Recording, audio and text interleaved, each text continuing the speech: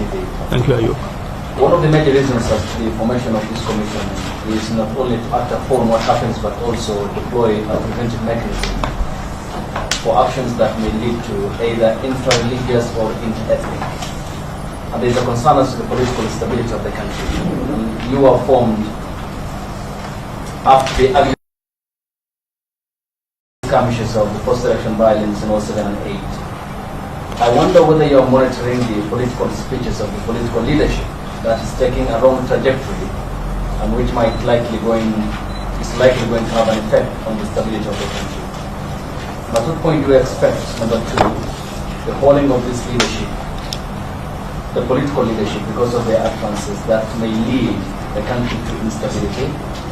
And two, are this monitoring as a preventive mechanism enough to forestall the concerns that Kenyans who you have spoken about have at the moment over how the political state of the country is? Thank you. Yes, you are very right that NCIC was created following, of course, the very unfortunate historical incidents of 2007-2008. And preventive measures clearly is part of our mandate. And we want to state very clearly that, yes, we are monitoring the utterances, some of which we have received, and we are analyzing that. You know, as NCIC, we do have, we investigate what has happened, and then we take it through a process that we know can reach the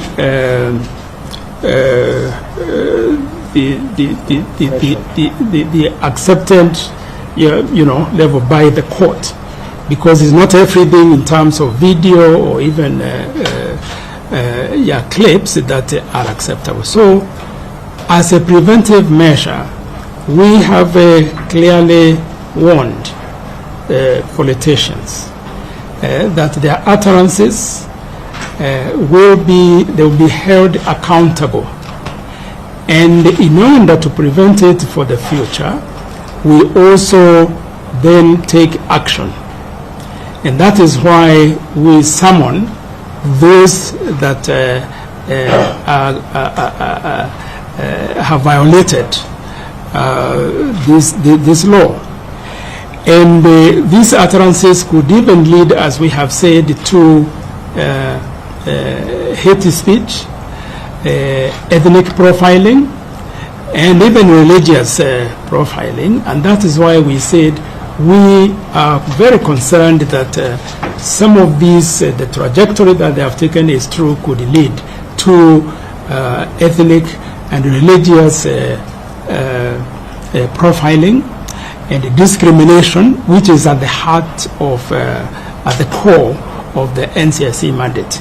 So what we are doing is that we are following utterances that have been made more recently by politicians as well as by others, because it's not only politicians. And then we will do the due process that requires that we investigate, we summon, and then after that we recommend for prosecution. Yes. My name is Shadrach. In your statement, you emphasized the need to have conversational dialogue at the expense of what's going on. But as a commission, what kind of conversation are you advocating for? And my question is informed by the fact that the two sides appear to be pulling apart any time there's a suggestion for them to have a sit down. On the government side, I think any conversation evokes memories of a handshake, they say.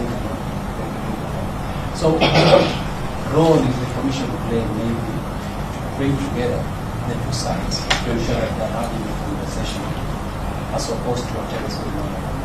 And then finally, perhaps are there any leaders I came in it for what you mentioned, but are there any maybe root on your watch list you are looking for in that, whatever they are saying and other problems?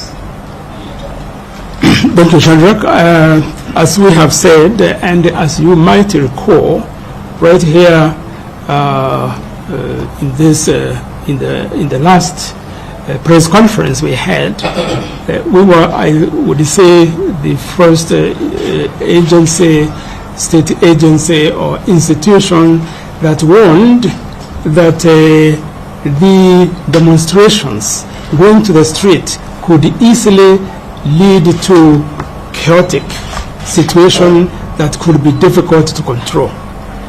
And that is why we had called on the organizers of the demonstrations to opt for a different approach. And now what we had feared has happened. What we are doing now is to say, now that this has happened, moving forward, let us embrace the option of dialogue, the option of talking with each other. This is what we are calling the leadership of the political divines to do. So that's the first one that we wanted to do.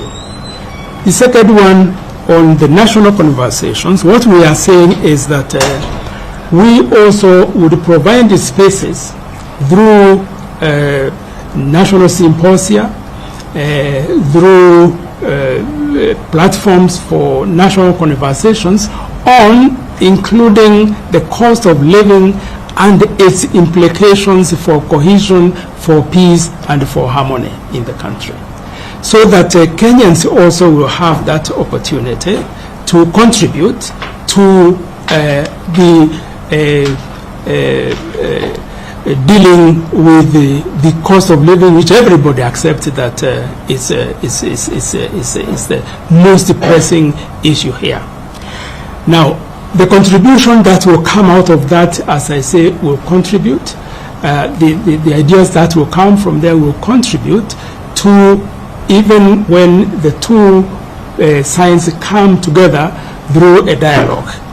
Many Kenyan organizations, from the religious leaders to NCIC to, you know, I think even Law Society and others, have called on the leaders to come together and have a dialogue.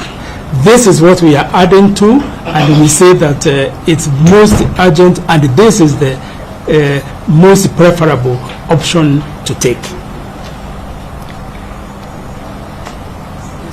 Yeah? Yes? My name is Nancy from Uzalendo. I don't know what's your take about the police. Do you think that they're doing this too much, or they're doing this too less? The police? Yeah. Well, Nancy, we have observed a situation where the police sometimes act in reacting to what has happened, like stone throwing, etc. Our observation is that the police certainly could do better. Although I would say there are situations that we have seen the police restrained themselves quite much, actually, and we want to encourage them to do that. But what we are calling is that there shouldn't be even any more demonstrations that will require the work of the police.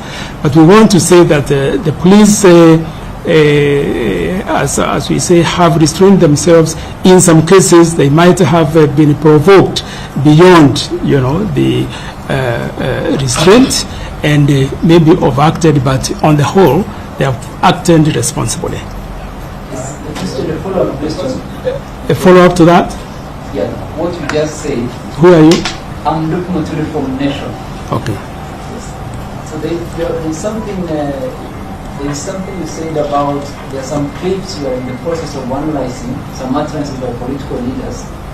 Maybe could you kindly tell us which are some of these utterances by political leaders that you are analyzing, and how soon should we see you summoning out, calling out these politicians? we are, as I said,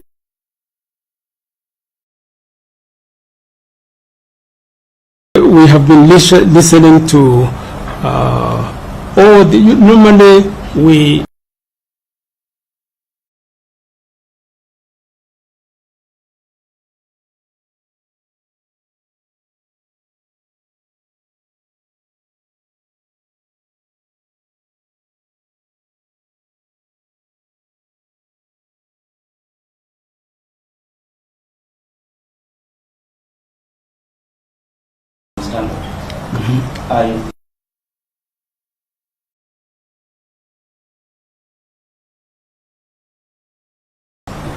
typically, as a journalist who works at the front line in this country,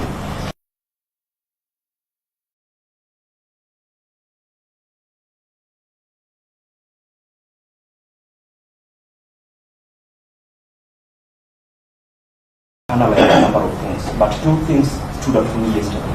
They were supposed to buy a member of parliament hours before a farm was about an impending attack, about a farm that was supposed to be attacked, and later on, hours later, it was attacked.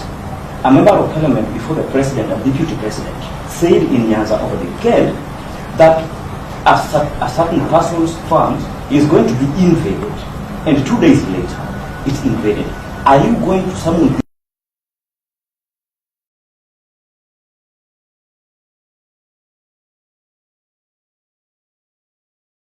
to deal with the issues of hate speech and hateful utterances? We have said any Kenyan who involve themselves in such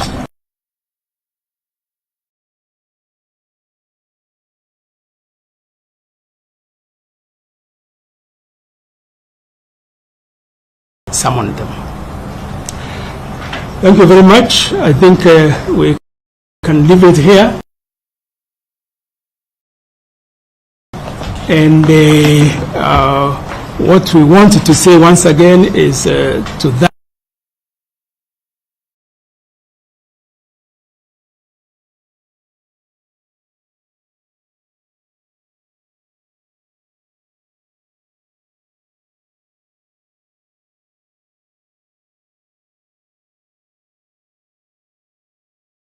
and the media people in Kenya should be allowed to carry on their work without hindrance and without being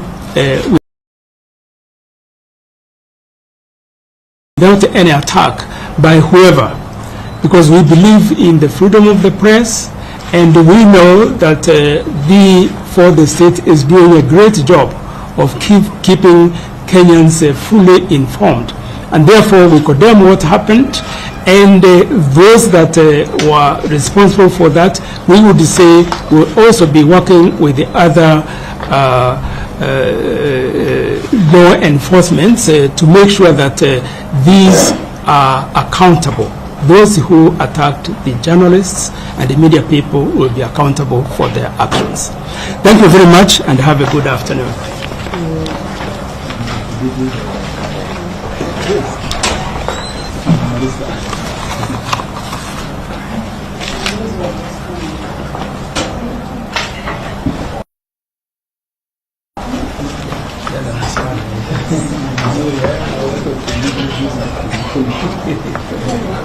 Yeah.